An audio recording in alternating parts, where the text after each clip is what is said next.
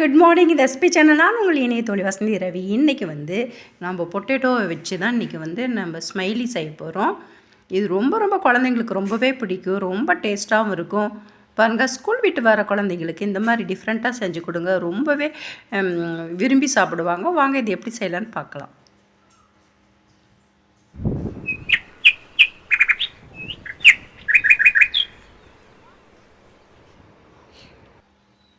என்கிட்ட வந்து ஒரு 5 பொட்டேட்டோ இருந்தது. அதை வந்து சின்ன சைஸ் தான். இது வந்து நான் ஃப்ரை பண்ணுறதுக்காக வாங்கியிருந்தேன்.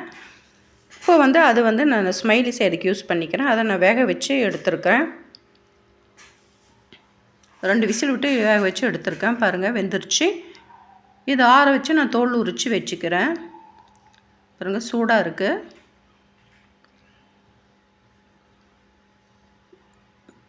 பாருங்கள், நான் தோல் உரித்து வச்சுக்கிறேன்.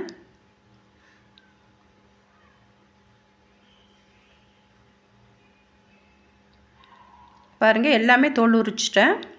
இதை வந்து நம்ம மேசை வச்சு நம்ம நல்லா இது பண்ணிக்கலாம். பாருங்கள், நல்லா பண்ணி வச்சிட்டேன். இப்போ வந்து கொஞ்சம் கூட கட்டிகள் இல்லாத இருக்கணும். இதை வந்து ஒரு பவுலுக்கு மாற்றிக்கிறேன்.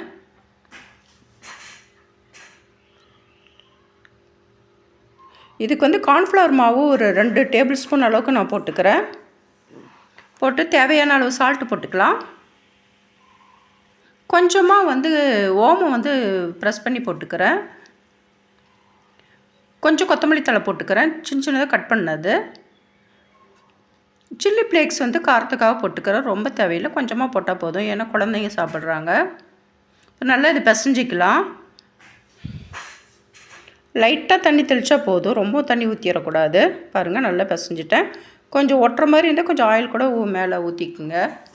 பாருங்கள், இந்த மாதிரி ஒரு பிளாஸ்டிக் காயத்தை எடுத்து அதில் எண்ணெய் தடவி வச்சுருக்கு. அதில் வந்து இந்த மாதிரி நம்ம வட்டமாக தட்டிக்கலாம்.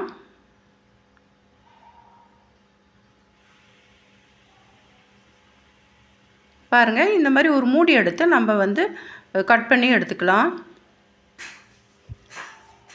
லைட்டாக ப்ரெஸ் பண்ணாவே போதும், நல்லா வந்துடும். பாருங்கள், எல்லாத்துலேயுமே நான் போட்டுக்கிறேன்.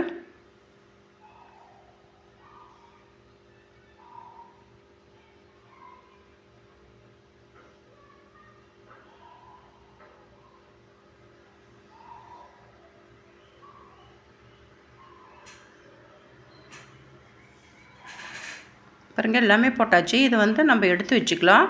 மீதி இருக்கிற மாவை திரும்ப அதே மாதிரி பொட்டேட்டோ வந்து இந்த மாதிரி ஸ்மைலி செஞ்சுக்கலாம். பாருங்கள், எந்த மாவுமே வேஸ்ட் ஆகாது. இது ஒரு பிளேட்டுக்கு மாற்றிக்கிறேன்.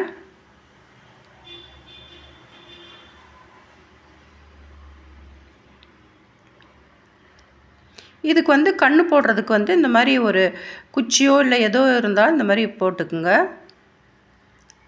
ஒரு ஸ்பூன் வச்சு இந்த மாதிரி வாய்க்கு வந்து இந்த மாதிரி ஸ்பூன் வச்சு நம்ம கட் பண்ணுற மாதிரி வச்சுக்கலாம். பாருங்கள், நம்மளுடைய ஸ்மைலி ரெடி ஆகிடுச்சு. இதை நம்ம பொரித்து எடுத்துக்க வேண்டியதுதான். பாருங்கள், ஆயில் ஹீட் பண்ணி வச்சுருக்கேன்.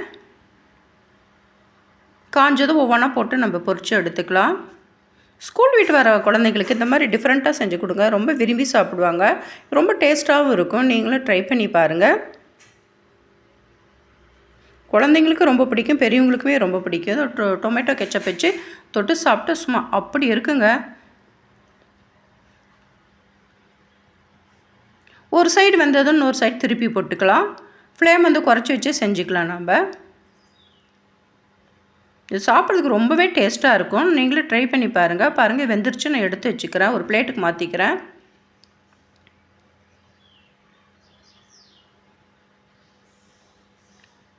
எல்லாமே எடுத்துட்டேன் நான்.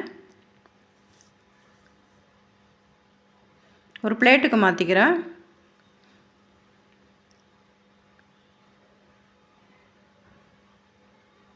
பாருங்கள், நம்மளுடைய ஸ்மைலி ரெடி ஆகிடுச்சு. இது டொமேட்டோ கெச்சப் வச்சு நம்ம பரிமாறிக்கலாம். ரொம்பவே டேஸ்ட்டான இந்த ஸ்மைலி வந்து நீங்கள் ட்ரை பண்ணி பாருங்கள். இந்த வீடியோ உங்களுக்கு பிடிச்சிருக்குன்னு நினைக்கிறேன். பிடிச்சிருந்தால் சப்ஸ்கிரைப் பண்ணுங்கள், லைக் பண்ணுங்கள், ஷேர் பண்ணுங்கள், கமெண்ட் பண்ணுங்கள். இன்னொரு இன்ட்ரெஸ்டிங்கான வீடியோவோட நான் உங்களை மீட் பண்ணேன். எதையுமே ரசித்து செய்யுங்க, ருசித்து சாப்பிடுங்க. இன்னொரு இன்ட்ரெஸ்டிங்கான வீடியோவோட நான் உங்களை மீட் பண்ணுறேன். தேங்க்ஸ் ஃபார் வாட்சிங். பாய் பாய்.